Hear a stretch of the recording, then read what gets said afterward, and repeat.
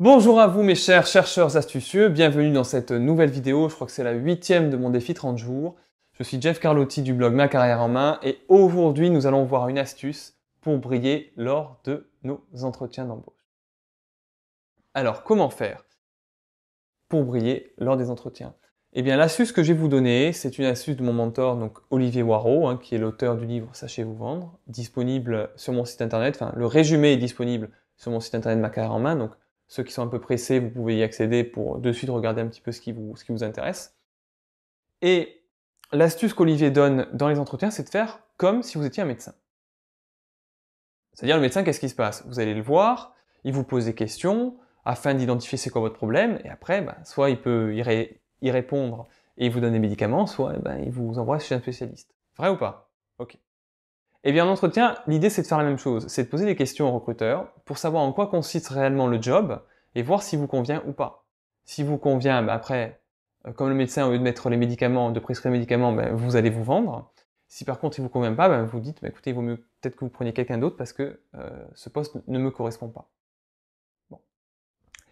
Maintenant, comment on fait concrètement pour poser des questions? Et en plus, vu que les recruteurs adorent les questions, vous allez découvrir aussi, c'est le double effet qui se coule de cette vidéo, comment générer super facilement des questions. Vous prenez l'offre d'emploi, vous regardez ce qui est demandé, par exemple, un ingénieur avec une expérience à l'étranger, ou un bac plus 5, ou anglais obligatoire, et vous questionnez ce besoin. Typiquement, pourquoi, est-ce que vous pouvez expliquer pourquoi vous recrutez un ingénieur plutôt qu'un BTS? Est-ce que vous m'expliquez en quoi pour le poste parler anglais est important? Et comme ça, les questions sont prétexte à ouvrir la discussion pour vous découvrir ce qu'il y a derrière cette offre.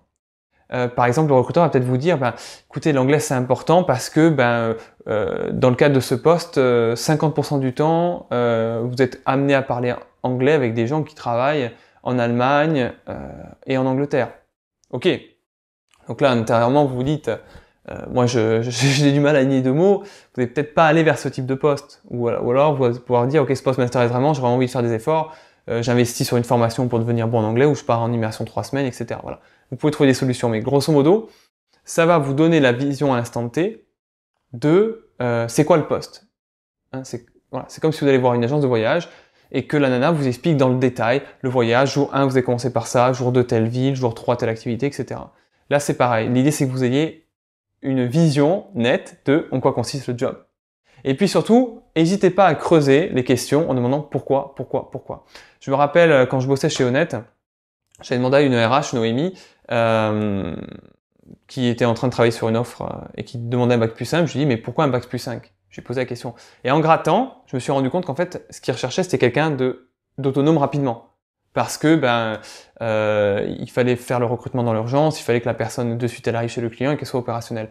Donc typiquement, voilà, dans ces cas-là, il fallait quelqu'un qui sache s'adapter tout seul le plus vite possible. Ok, voilà, donc vous avez identifié c'est quoi le vrai besoin. C'est pas un bac plus 5.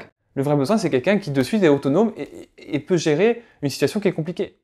Si vous êtes ce profil-là, c'est parfait. Si vous ne l'êtes pas, par contre, posez-vous des questions. Est-ce que j'y vais, est-ce que j'y vais pas? Mais en tout cas, vous aurez tous les éléments pour choisir.